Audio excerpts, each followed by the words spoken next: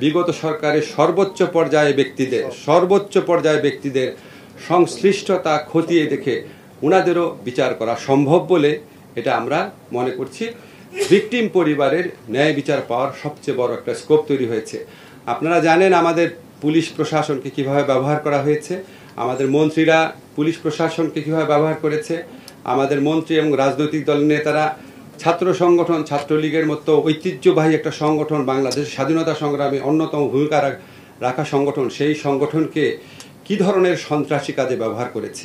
এখন আমরা শুধুমাত্র পুলিশ ছাত্রলীগের অপরাধ দেখলে তো হবে না, যাদের কমান্ড ছিল, যাদের আদেশ নির্দেশে তারা করেছে, সে সর্বোচ্চ পর্যায়ে ব্যক্তিও যদি হয় সেটাও এই আইনের আওতায় বিচার করা সম্ভব।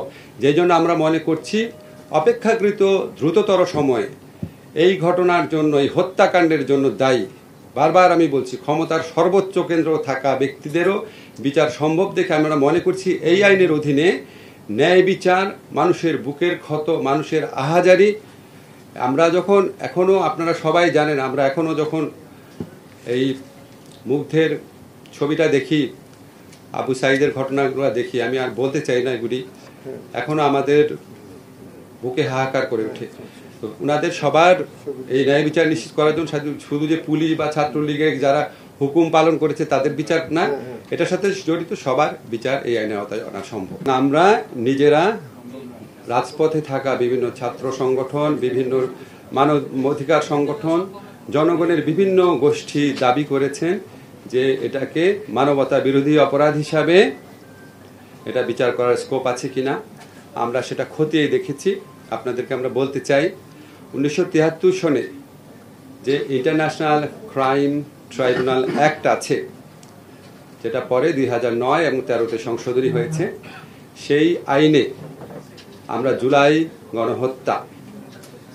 গণহত্যা বলতে আমি অগাস্টের প্রথম 5 দিনের গণহত্যার কথা বোঝাচ্ছি।